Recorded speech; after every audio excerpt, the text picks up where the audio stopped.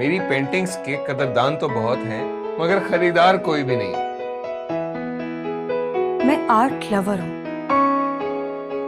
Defence की okay के बच्ची ओक के गाड़ी में आई थी। खुदा की कसम पहली बार देखा है और बार बार देखना चाहता हूँ।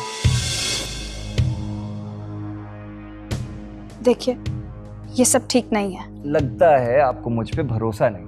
मैंने आपकी और आंटी की बातें सुन ली हैं। तुम्हें कोई एतराज तो नहीं? एक बात याद रखना कि मैं तुम्हें कभी भी माफ नहीं करूंगा। रेशमा से शादी कब कर रहे हैं? आपने तो मेरा दिल ही जीत लिया। आलिया, तुम जहां रहो खुश रहो।